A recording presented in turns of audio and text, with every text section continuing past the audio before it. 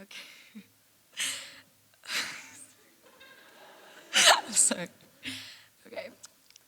So I have 2 arms, 2 legs, and a healthy heart. I have a loving family and good health. I go to an amazing school, have amazing friends and caring teachers. I've traveled the world and been on crazy adventures. I sleep in a warm bed, and I never feel scared. On Christmas, I wake up to gifts and sugar cookies, and on my birthday, a huge cake. But I'm also about 2 inches too short. I don't own designer clothes. I sometimes stutter when I talk. I'm horrific at singing. I didn't even make water girl for the school's basketball team. My dad works in a different country. I study for hours but can't understand calc. And it seems like I'm always developing a new learning disorder. Same person, same life, different perspective. Today I'm going to talk about perspective and how important it is to change it, as cheesy as it sounds. There are 3 lessons in regards to perspective that I want to leave you with today. The first one, the power of a positive attitude. Why you need to captain your own ship, and realizing that you're alive, so live. Although I couldn't be happier with my designated day, may the 4th be with you. I know I'm one of the last speakers to go, so you've probably heard your capacity of life knowledge, but bear with me. For those who don't know me, I'm Maddie Harrison, a senior 2 here at Appleby. If that name rings a bell, you probably know me as that crazy girl who makes up her own dance moves, says words that aren't even real, and is insanely happy. You probably also know me as that girl who rocks a man voice, shout out to Miss Haggy, and bakes the world's best cookies. I hope above everything else, you know me as that girl, Maddie Harrison, who walks around with the biggest smile and is so utterly, completely happy. As I mentioned before, I'm a pretty upbeat gal. I love to laugh and I love to smile. Because what a time to be alive, everyone. But I haven't always been like this. There was a time I'd crave to be like this. I was first diagnosed with depression when I was in 4th grade. I told my parents that I wish I could disappear and I wanted to die. Luckily, my parents got me medication right away, and that helped for a bit. But just like any good movie plot, it eventually got worse. Without getting into all the details, I hit my rock bottom at the beginning of high school. I found it almost impossible to leave my house, let alone feel anything. Just tee out for a second.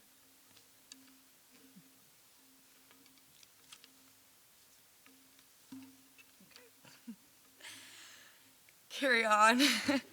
I'm not gonna lie, this was really, really tough to go through. And I'm sorry if any of you here know exactly what I'm talking about. My family and I tried everything from therapy to sports to yoga, just in the hopes of helping me. But the thing is, I was never gonna get better until I myself made the decision to do so. Just like Aristotle said, it is during our darkest moments that we must focus to see the light. So that's just what I did.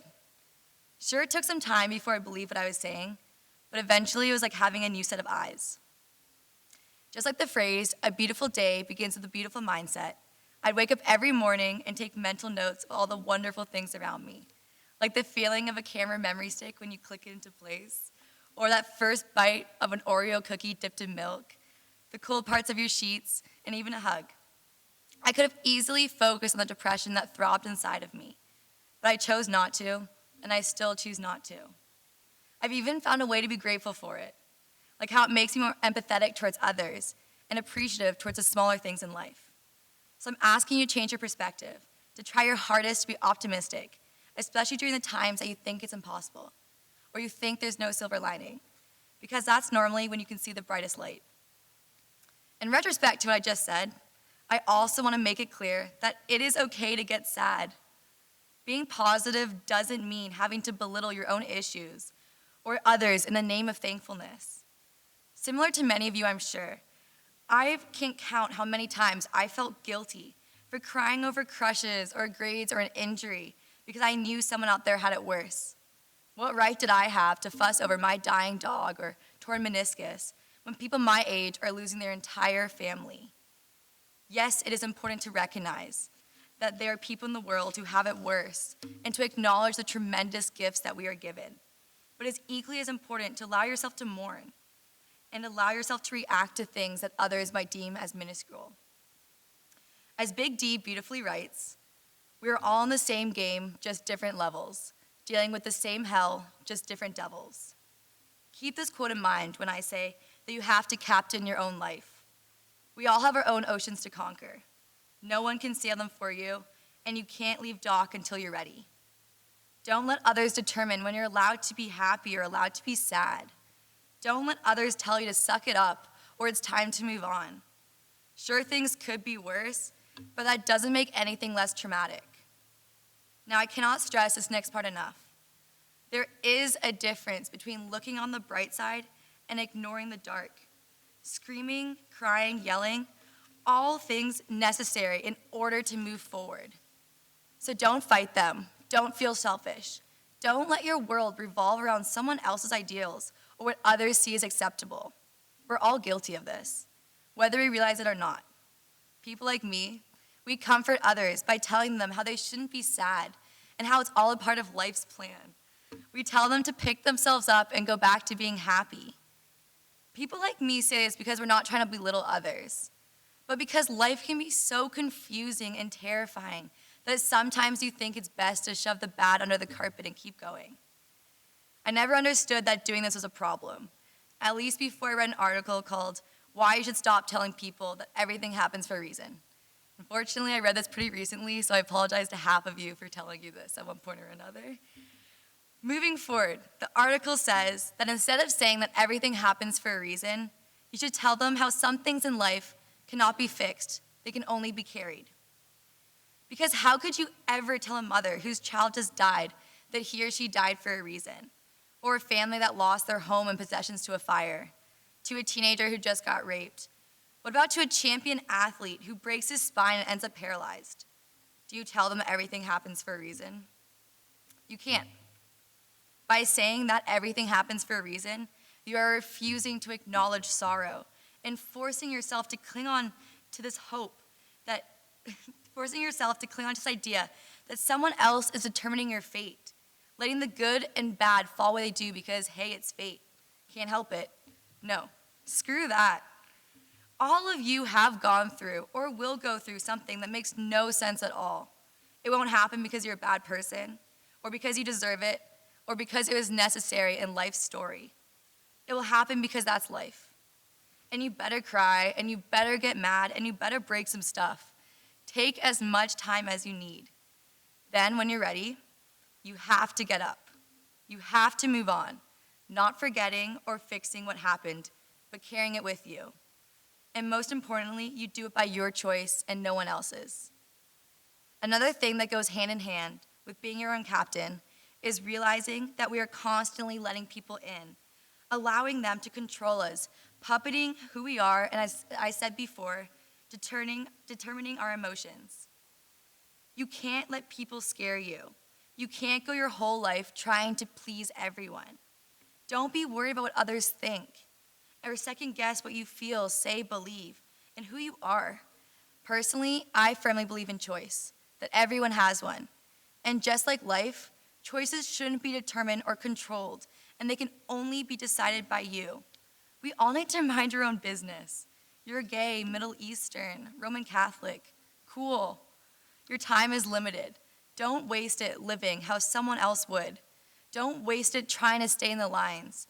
We're all beautiful, complex individuals, and we all need to captain our own ships. Lastly, make the change from existing to living. Sure, you've heard it all before. The same spiel about becoming one with some foreign land, throwing away technology, and saying yes to everything. Well, I'm not telling you to do that. Just how everyone has their own devils, everyone has their own dreams, their own path that will lead to a euphoric happiness. Unfortunately, a lot of people never find it. Sure, they can still be happy, but never fulfilled. Do you guys know your life purpose? Anyone? I didn't think so. Thousands and thousands of books are written to help you find it, making it such a complicated answer, when in actuality, it's pretty simple. Adam Livzeg, an American producer, did an amazing TED Talk on this very topic. He promises you can find your life purpose by answering these 5 simple questions. And I'm going to do them here with you guys today. The first one is, what is your name? And when I'm going to count down from 5, and when I reach 1, I want you guys to yell out your answer. 5, 4, 3, 2, 1. Awesome. Okay, what do you do? These are things you're good at or you enjoy, like cooking, writing, talking, sports, coding, anything that right now you feel qualified to teach someone else. Think of your answer. 5, 4, 3, 2, 1. Awesome. Okay. So now, who do you do it for? Who are the people that you want to help? 5, 4, 3, 2, 1. Cool. And what do these people want or need? Think of it. 5, 4, 3, 2, 1. Okay, and lastly, how do they change as a result? How do you want them to transform? 5, 4, 3, 2, 1. Okay. Put all those answers together, and you found your life purpose. Notice something important about the questions. 2 of them are about yourself, and 3 are about others. This here is the real answer. The happiest people in the world are the outward ones, the ones who are happy when they make others happy. As I said earlier on, we're all given so many gifts and opportunities that it's a crime if we don't use them to help. It doesn't even have to be a big thing. Sometimes the smallest, most insignificant action to you can seem like a lollipop moment for someone else. And in case you don't know what a lollipop moment is, that's an instance that you create, most of the time unintentionally, that fundamentally makes someone else's life better. Life is all about these small moments, some of them so tiny that you can easily miss it if you aren't paying attention. One of my favorites, it happened during a service trip to Panama. Specifically one morning at 4 a.m., I found myself awake in bed. It was raining all around. I could hear it on my roof's hut. I just lay there looking at the bug net as it draped around me. The best part of that moment was all around the room, there were dozens of fireflies. I wish I could explain how I felt when I was laying there. I was so unbelievably at peace and completely happy. That was my moment. Now here's another secret. It doesn't have to be just one. Every day I can have moments like that. Obviously minus the fireflies in Panamanian village, but I can repeat the feeling. Think of your happiest moment, then do everything in your power to make every day a reflection of that. Life's too short not to. Each day that you wake up breathing is a day to make moments. Nicole Ruddick is probably one of the best examples of this. Every day during our trek in Ecuador, no matter the weather conditions or exhaustion levels or the altitude, she declared that it was the best day of her life. That's how we all should be, ecstatic and grateful for every second, because you can never rewind the clock or predict the future. Sure, it's scary not knowing about tomorrow, but it's terrifying not living for today. I remember one day in Speak, Jack Jelnick randomly said, "Do you know why I think old people are so angry? It's because they're living with regret." That question still haunts me because it is so true. When you're on your deathbed or final stretch of life, it won't matter how much money's in your bank account or how good you were at hockey, or you won't care about your clothes or how many awards you've won. All you'll be able to think about is the stuff you didn't have the guts to do. The main difference between existing and living is the fact that you're willing to take chances and try new things. As pro snowboarder Jeremy Jones says, adventure to me is getting out of your comfort zone and going into the unknown. That's where I feel every emotion of life. That's where I feel the most alive. You only get to live once. You only get to be this young once. Don't waste it. Think long and hard about what you want and everything you don't. For me, I never want to own enough that I can't get up and move when I decide. I never want a white picket fence or the American dream life. I never want to wake up one day with an ageless face and think of all the things I should have done. I want to travel. I want to meet quirky, inspiring people. I want to wake up one day with wrinkles and sunspots and scars and tattoos I don't remember getting. I want to be that insane old lady who competes in Ironmans and rocks a bikini. I want to welcome death when it's time because I'll know I did everything I could when I was alive. So there it is, my 3 lessons. The power of a positive attitude, why you need to captain your own life, and realizing that you're alive, so go live. Now, I'm not saying I know everything, and I don't have life in the bag, but I made the choice to change my perspective, and I live with no regret. And now I can confidently say that I, without a doubt and wholeheartedly, trust that my life is going to end up awesome. They say that most people die at 25, but they aren't buried until they're 75. Don't let this be you. Thank you, and please rise and sing to hymn 460.